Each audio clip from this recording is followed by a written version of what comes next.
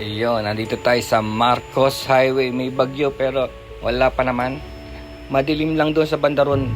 Marcos Highway to, papunta tayong Cubao, Katipunan Avenue, ganyan. Papunta kasi tayo sa Maynila, sa may Taft Avenue, sa may Luneta. Doon tayo papunta. So, ano ngayon? Happy birthday kay Bonifacio Day, 1863, no? November 30, 1863 siya pinanganak. So, maligayang pagbati, maligayang kaarawan sa ating bayani. At siya ang nag-iting ng himagsikan nung panahon na ang mga Pilipino ay makabayan pa, no? Hindi kagaya ngayon. So, ngayon tingnan natin. Traffic, alam naman nila, sabi ng mga tropa, traffic kahit saan. So, traffic naman talaga mula nung since birth sa Pilipinas. Traffic naman talaga, hindi ka na kailangan magulantang dyan dahil parang pag sinabi mo yung traffic, ibong buhay mo na lang sasabing traffic dahil hindi na yan magbabago. Unang-una, maliit ang kalye natin, tsaka nakuha natin sa Kastila yung mga sukat ng mga kalye natin, no? So nung unang panahon kale-kalesa pa lang ang dumadaan dyan sa malilitang ibang kalye. Tapos ang sasakyan walang control, di ba? Lahat pwedeng bumili ng napakaraming sasakyan at kahit anong sukat. At ang pasok ng mga e-car, di ba? Mga e-car, mga debaterya na kotse, di ba? Sometimes e-bikes, no? So wala silang license, wala silang control, no? Kahit hindi pa lisensyado yung mga tao, pwede na magmaneho dahil ito ay bago pa lang baterya. So ang pag ako lumalabas sa Maynila o Quezon City, automatic na yan, talagang gulo kung gulo. Kaya nga, tawag ko dyan ay gubat, tawag ko dyan ay urban jungle, no? Marami kang makikita dyan mga unggoy, mga gorilla, no? Mga sawa, mga kengkoy, no? Lahat na makikita mo dyan. Talagang para kayong mga ano dyan na nagpapalipad na aeroplano na nagdo-dogfight, no? Tsamba-tsamba kung mabuhay ka. So, ganun talaga. Hindi na ako nagtataka dyan. Pero syempre, tiwala pa rin ako sa motor. Kaya kahit sabihin nilang traffic, kita nyo naman nakakasingit ang motor, no? Kahit mainit. Tsaka enjoy din ako dahil bihira lang naman ako lumabas dito. Kagaya niyan, may pinasukan akong trabaho malapit sa bahay lang. To be exact, 5 kilometers, no? 5.2 kilometers lang ang layo. So parang kapapain pa lang ng makina nandun na ako. So hindi ko problema yung traffic. Pero ngayon paminsan-minsan naman gusto mo rin pumasok dito dahil ito ay Aurora Boulevard na, no? Nandito tayo sa Aurora Boulevard. Ito ay childhood tambayan ko, Aurora Boulevard, kasi ang aking trabaho noon ay nasa Data General 1000 Aurora Boulevard. Kalalampas lang natin. Tapos this is around St. Joseph Church area. So ito Aurora na to, Aurora. Nakikita nyo yan sa taas, may train. Ito yung New York yata, yung unang kali dyan sa kanan, New York Street. So ito na yung 20 Avenue, di 20 IP, no? So memorable to, lakad kami ng lakad dyan. Tapos ang aking school ay dun lang sa may kanto. Yung mamaya dadaanan natin sa may Cubao, yung ngayon ay Crest Hotel na, Crest Hotel. So doon lakad kami ng lakad dito kasi ang kursong kinuha ko doon ay tungkol sa electronics and computers. So sometimes pinapag-assemble kami ng mga amplifier, ng mga sound system, no? Hindi pa yung kagaya na wala pa Shopee noon. Talagang ina-assemble namin yung mga sound system namin and mobile lights. Assemble yan, board level. So dito kami kumukuha ng pyesa sa street na to. Napakaraming mga pyesa dito sa Cubao. Sa ngayon, hindi pa naman naubos eh. Punta kayo sa Farmers Dico, nandun pa rin siya, no? Yan ang bilihan ng mga pyesa. Dico, Cubao, Farmers.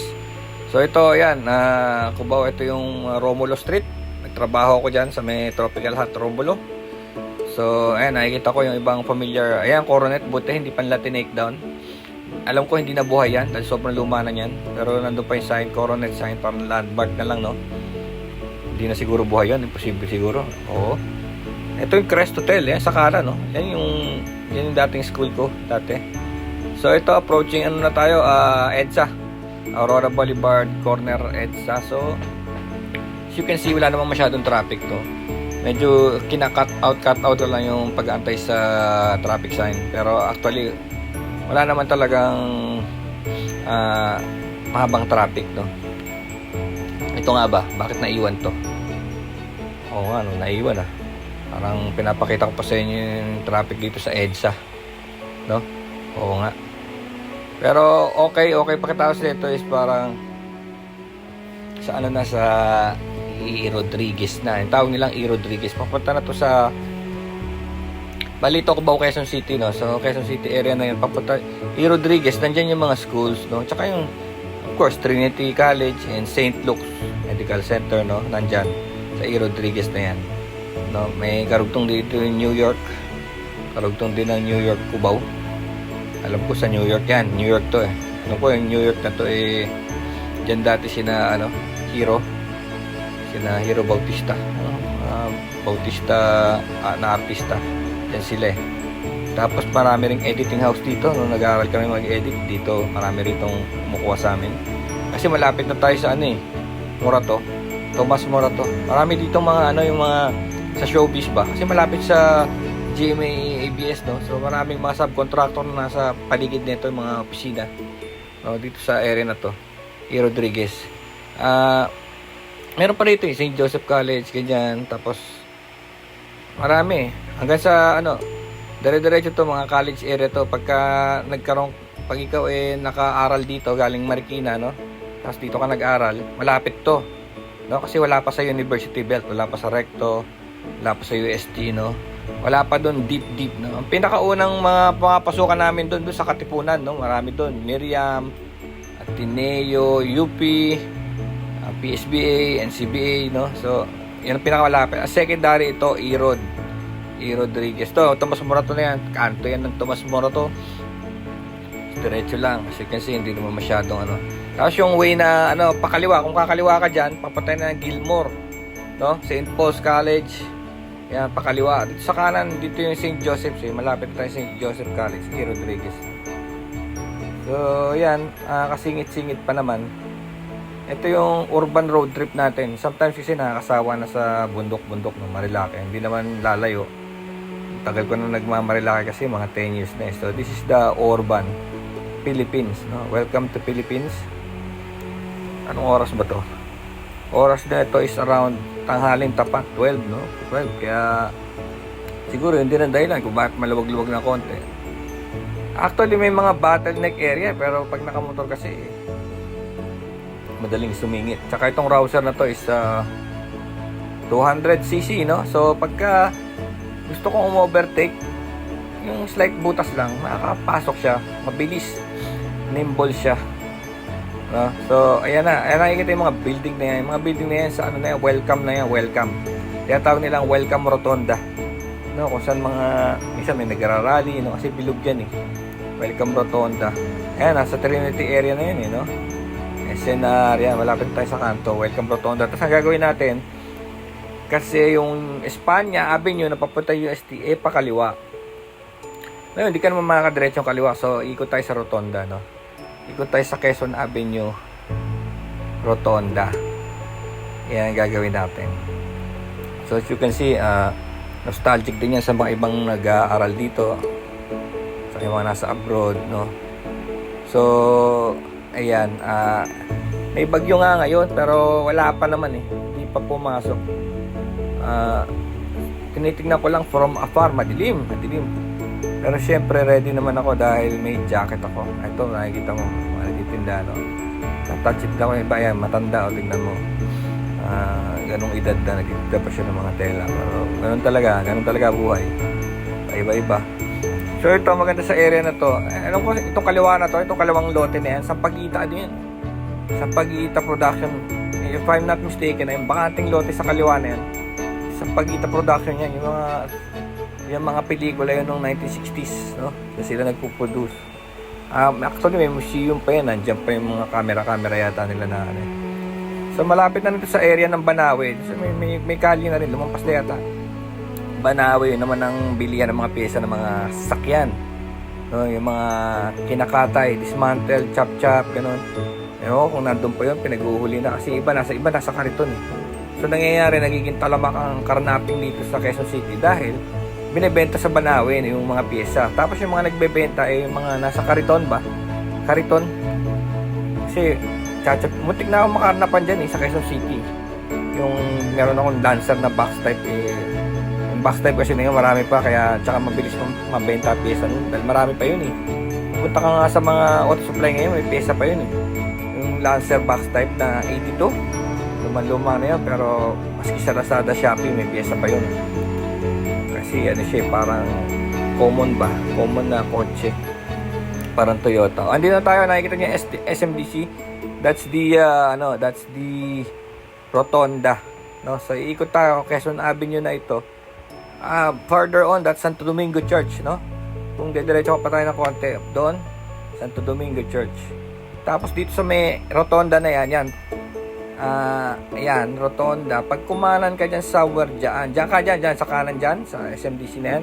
Yan yung Mayon na grabe dyan dati. Diyan kami kumukuha ng mga software noon. Yung software, yung mga pinipiratang software na hard to find dyan. Pero ngayon, ako ba? Kung na-crackdown na nila yung mga piracy na yan.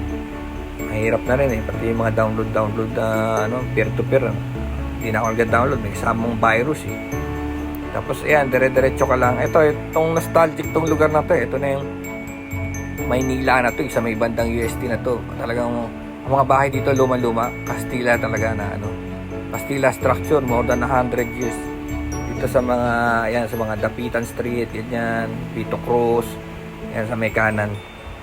No? So maganda rito, parang back to time, no? Back to the past. So ayan, nakita nyo, diba? So ito, singit-singit tayo. Matraffic talaga dito. Kita nyo naman, di gumagalaw yung four wheels. Kami lang mga motorang nakakagalaw, nakakasingit, no? Yan. Wala naman namin bisikleta kaya pag kami namin bisikleta, giveaway, no? Pero sa ngayon wala. Kaya ganyan. Ito na, malapit na tayo sa sa UST. Pagka sinabi mo kasing napakagulo, magulo talaga dito. Talagang magulo kasi walang structure yung yung kalye, walang structure lalaki, liliit, ganun kasi ganun yung nakagisnan, no? Minsan lalaki ng lubak. Pero itong main highway na to, naayos nila, kaya sobrang dami ng daloy ng traffic dito kasi Maynila, maraming businesses. Saka lalo na yun, yung mga high-rise na yan, naglabasan. Ibig sabihin, yung mga nakatira dyan, may mga sasakyan din, di ba? So, dadaan din lahat dito. Isipin mo, isang maliit na area na ganyan, biglang tatayo ng napakaras. Yung UST sa kanan. Yun. Mais naman. No? So, ito, recto na to, recto. Kaliwa. Kakaliwa ka, recto. Pero hindi tayo sa recto Dapitan Street, yan. Diretso tayo tayo sa Metropolitan Theater. Pero dadama na tayong Quiapo Church. So papakita ko sa inyo yung recto, yung Raon. Kung nababalitaan nyo yung Raon, ang daming mga murang bilihin dito. Ito yung underpass na. Ito, Isitan, Maynila na yan, nasa kanan, no? So lalabas, pag angat natin dito is Raon Super Center, no? Raon, recto, Hidalgo, Quiapo Church. Yan, Quiapo Church. Yung Hidalgo Street sa tapat ng Quiapo Church, doon naman ang Camera Haven. Marami kayong mabibiling murang camera doon. Ang laki ng diferensya. Sabihin ko sa inyo, ang diferensya 30%. Kasi marami bagsakan dito. Kasi malapit to sa pier. Bagsakan dito, makikita niyo mga camera dito, hindi man English ang manual. Minsan minsan Arabic, minsan Malaysian, no? Minsan Chinese. So ganun ang style dito. Smuggled, ayoko lang sabihin pero may mga smuggling na nangyayagawa rito kasi ibang iba presyo rito, murang-mura. As dito rin yung paggawa ng mga camera sa Hidalgo. So, itong kanan na to, kanan area na to. Ayan, nakikita niyo yung mga stall sa gilid ng bangketa. Diyan yun, tsaka makikita ng murang helmet, murang stuff, no? Mga stuff na galing China, no? Plus mga galing sa pier. Nandiyan, mga gears, mga jacket, mga t-shirt, no? Mga yung knife, no? Mga camping gear na mumurahin. Mura talaga. Ayan ang church. Ayan ang Quiapo Church. Tapos yung street sa tapat niya, yun ang Hidalgo. So kung gusto nyo mag-walking tour, tagos-tagos din yan. Hanggang sa dulo, mapupunta kayo sa Binondo. Ito yung Quiapo area na to. Tapos ito, tatawin tayo. Pupunta tayo sa Metropolitan Theater, no? Pagtawid nito, Pasig River na yan eh. Itong nandyan sa pagtulay na yan. Pasig River yan eh. Yan, di ba? Luma-luma na. Hindi ko alam kung anong bridge to eh. MacArthur yata. Steel bridge. Luma na rin to eh.